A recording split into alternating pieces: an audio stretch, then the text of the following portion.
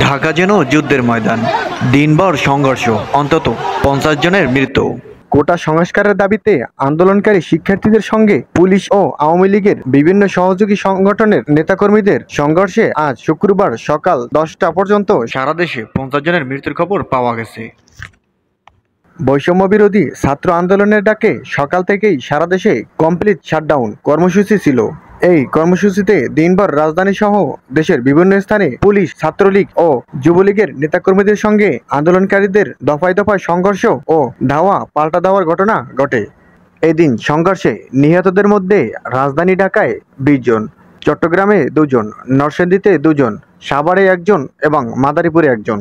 এর আগে দেশের বিভিন্ন স্থানে কোটা সংস্কার নিয়ে সংঘর্ষে 6 শিক্ষার্থী প্রাণ হারায়। এ নিয়ে এ পর্যন্ত কোটা নিয়ে সংঘর্ষে সারা দেশের কমপক্ষে 30 জনের মৃত্যু হলো। বৃহস্পতিবার ঢাকায় রাজধানীতে দিনে 9 জনের মৃত্যু খবর পাওয়া গেছে।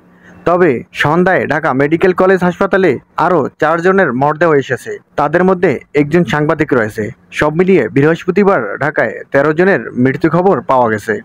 এর আগে রাজধানীর উত্তরা আজিমপুরে কোটা সংস্কার আন্দোলনকে কেন্দ্র করে সংঘর্ষে 6 জনের নিহতের খবর পাওয়া গেছে। এর মধ্যে 4 জনের মরদেহ রয়েছে রাজধানীর উত্তরার বাংলাদেশ কুয়েত মৈত্রী হাসপাতালে। হাসপাতালটির পরিচালক মিজানুর রহমান গণমাধ্যমকে বলেন, 4 জনের মধ্যে 2 জন শিক্ষার্থী। 2 জনের সম্পর্কে বিস্তারিত কিছু জানা যায়নি।